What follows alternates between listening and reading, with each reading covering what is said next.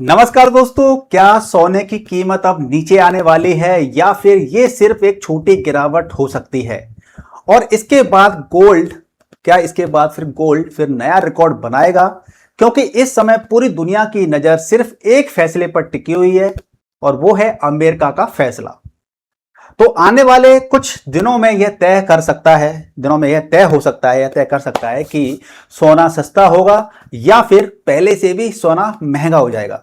अगर आपने गोल्ड में निवेश किया है, आपने चाहे इन्वेस्टमेंट किया है, आपने चाहे ईटीएफ के जरिए किया है, सॉवरेन गोल्ड में किया है, या फिर आपके पास घर में गोल्ड पड़ा हुआ है ना, तो आने वाले दिनों में सोना खरीदने का प्लान बना रहे हैं, आप ऐसा प्लानिंग कर रहे हैं सोने में इन्वेस्टमेंट करना है, तो ये वीडियो आखिर तक जरूर देखिएगा।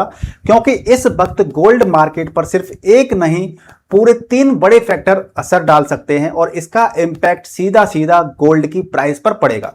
तो सबसे पहला फैक्टर क्या है? वो 3 फैक्टर है ना। वो पहला क्या है? अमेरिकी डॉलर।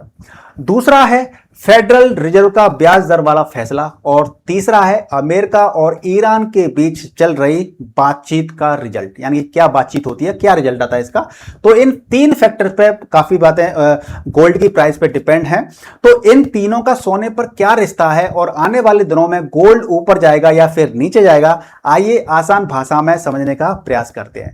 तो सबसे पहले बात करते हैं सोने की कीमत आखिर गिरी क्यों।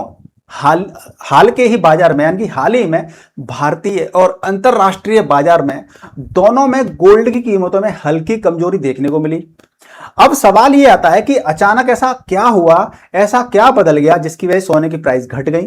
तो सबसे बड़ी वजह थी अमेरिकी डॉलर, यानी कि इस समय अमेरिकी डॉलर काफी मजबूत चल रहा है, और काफी मजबूत चलने की वजह से क्या होता है कि हमारा सोने के प्राइस पे काफी इंपैक्ट पड़ा। और जब अमेरिकी जो डॉलर होता है मजबूत होता है, तो दुनिया के दूसरे देशों के लिए सोना खरीदना महंगा पड़ जाता है।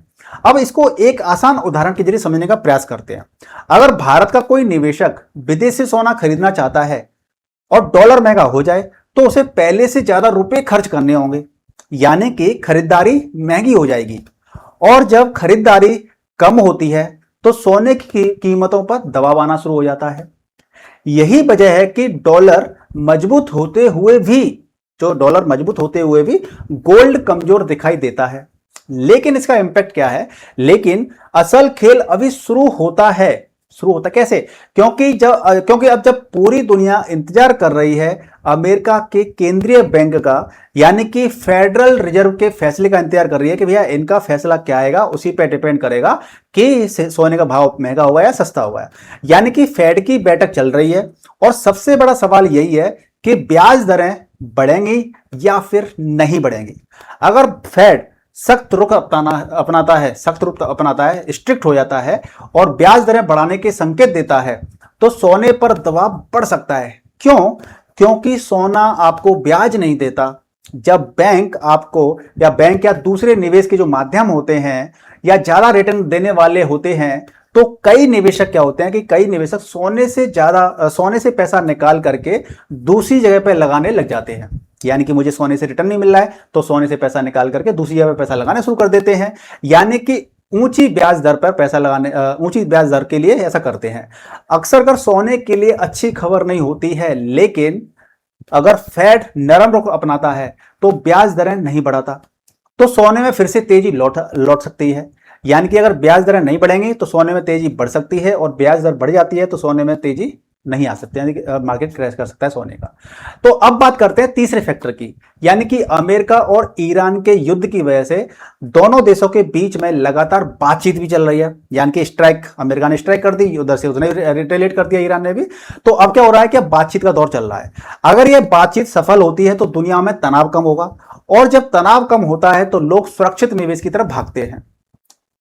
तो सुरक्षित निवेश की तरफ कम भागते हैं, यानी कि सोने की मांग भी घट सकती है। लेकिन अगर बातचीत बिगड़ती है या फिर तनाव बढ़ता है, तो निवेशक फिर से सेफ हेवन की तरफ बढ़ जाएंगे। सेफ हेवन क्या होता है? गोल्ड। और सेफ हेवन का सबसे बड़ा जो नाम होता है ना, वो आपका गोल्ड होता है। आज भी गोल्ड में लोग इन्वेस्टमेंट करना चाहते हैं। तो जब भी स्थिति खराब होती है तो लोग गोल्ड की तरफ भागते हैं, और जब स्थितियां नॉर्मल चलती हैं तो लोग जो दूसरे इन्वेस्टमेंट असेट्स होती हैं उनके अंदर इन्वेस्टमेंट करते हैं, जिससे कि उन्हें अच्छे रिटर्न्स मिल जाए। यानी कि तनाव बढ़ा तो सोने की मांग भी बढ़ सकती है। अब एक ऐसी बात करते हैं जिस पर बहुत कम लोग ध्यान देते हैं। दुनिया के बड़े बड़े सेंट्रल बैंक्स लगातार सोना खरीद रहे हैं। पिछले कई सालों से हर साल हजारों टन गोल्ड उनके रिजर्व में जुड़ा रहता है। आखिर ऐसा होता क्यों है, इसको जरा बात कर लेते हैं। क्योंकि अब कई देश क्या कर रहे हैं, सिर्फ डॉलर पर निर्भर नहीं रहना चाहते हैं। अभी क्या है, ज्यादातर जो देश हैं वो डॉलर पर निर्भर हैं, तो वो इतना ज्यादा सोना खरीद रहे हैं क्योंकि वो डॉलर पर डिपेंड ही नहीं रहना चाहते हैं। जैसे कि महंगाई है, आर्थिक अनिश्चितता होती है, ग्लोबल प्रतिबंध होते हैं और भू राजनीतिक जो तनाव होता है, इन सबके बीच सोना सबसे भरोसेमंद यानी कि रिजर्व असेट माना जाता है। तो इतना तो आप समझ गए होंगे कि हर देश अब चाह रहा है कि भैया सोने को खरीदे रखना चाहता है, जिससे कि अनिश्चित काल की स्थिति में युद्ध के जो उसके बैन लग जाते हैं तो उससे बचा जाए। और यही वजह है कि लंबे समय में गोल्ड की डिमांड मजबूत बनी हुई है। अब सबसे बड़ा सवाल यह आता है कि आगे क्या होगा अगर फेड सख्त फैसला ले देता है, डॉलर और मजबूत होता है और दुनिया में तनाव कम होता है, तो सोने में और गिरावट देखने को मिल सकती है। लेकिन फेडरल अगर नरम रहता है, फेडरल अगर ज्यादा स्ट्रिक्ट नहीं रहता है, नरम रहता है, तो डॉलर कमजोर पड़ सकता है, और या फिर वैश्विक तनाव बढ़ता है तो गोल्ड फिर से तेजी पकड़ सकता है। यानी कि सिंपल सी अगर भाषा में अगर बात करें तो अभी पूरा खेल खत्म नहीं हुआ है, इन तीन चीजों पर टिका हुआ है। किस पर? डॉलर, फेडरल रिपोर्ट जो अमेरिका की सरकारी बैंक है, फेडरल रिपोर्ट, और ग्लोबल जियोपॉलिटिकल। अगर आप सोना खरीदने की सोच रहे हैं, अगर आप इन्वेस्टमेंट करना चाहते हैं गोल्ड ETF के अंदर या फिजिकल या जो भी सोने में इन्वेस्टमेंट करने की सोच रहे हैं, या पहले से निवेश कर चुके हैं, तो अगले कुछ दिनों तक इन तीनों पर नजर जरूर बनाकर रखिएगा, क्योंकि यही तय करेंगे कि गोल्ड की अगली चाल ऊपर होगी या फिर नीचे होगी। वैसे आपको क्या लगता है? आप भी कमेंट करके बता सकते हैं कि सोना आने वाले दिनों में नई ऊंचाइयां बनाएगा या फिर बड़ी गिरावट देखने को मिलेगी। आप अपने विचार कमेंट करके जरूर शेयर कीजिएगा। और इस तरह की जानकारी अगर आपको पसंद है तो वीडियो को लाइक शेयर कीजिएगा और हमारे चैनल को सब्सक्राइब भी जरूर कीजिएगा। मिलते हैं नेक्स्ट वीडियो में, तब तक के लिए गुड बाय, टेक केयर, जय हिंद।